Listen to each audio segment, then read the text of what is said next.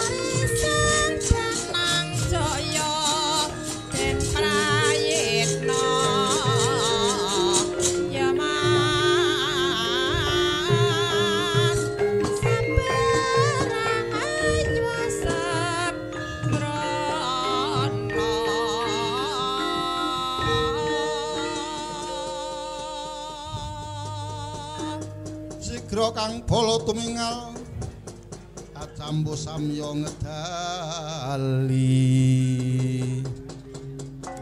ler tatet wileteng gada dang yuwanggung manguncang niti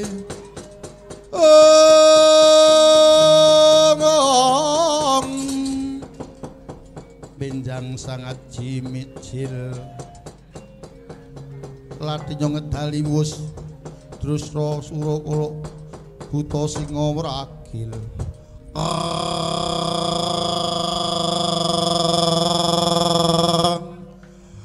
Kakang Mbok Mban Madiyu paduka nimbali wonten gunung Kemukus menapa badhe paring redana paring duit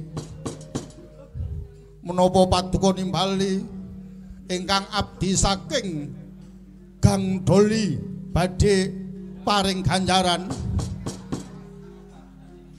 kula abdi saking tlatah Semampir nyuwun pawartos menapa paduka badhe paring ganjaran nuwun sewu Kanjeng Mbok Menggeng kula ditya kala saking anyar Kembang menapa paduka paring ganjaran menapa paduka badhe paring ganjaran menawi paduka badhe paring ganjaran badhe kula nggih ugal-ugalan menawi paduka paring ganjaran duit badhe kula nggih main judi nyudol menawi paduka paring ganjaran badhe kula nggih pados mbok nom saking tlatah Eramaka. Bocah buta beteng betahane ngoyo. Saben kowe kumpul sing mbok rembug mung dhuwit, saben kumpul sing mbok arep-arep mung ganjaran gawe murung ana babar pisan.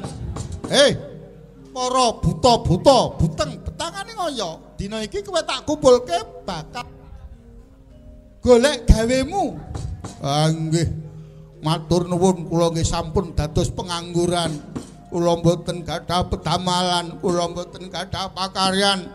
Kula sampun nganggur mergi ngangnuli sampun dipun tutup. Kula badhe ngrumat rangga mboten saged ngantos utung awak kula. Dapur kula mboten memper amargipun mboten wonten biaya. Ngene bab ganjaran mengko iso dirembug kere para bocah buta kabeh. Ana gawe kowe kudu bisa ngawut-ngawut taman siswa. Jalaran taman siswa sing diajarke barang-barang kebecikan, keluhuran, keagungan. Tumrape para buta-buta setan-setan demit-demit kuwi ganggu nggih. Sakploe taman siswa ngajari budi pekerti.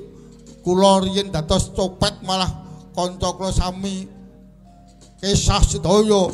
Nggih. Sawise taman siswa ngajar nasionalisme, kula boten saged dados kecu begal. Kula nggih boten saged dados brandal. Angulang boten nyangget ngantos nyamret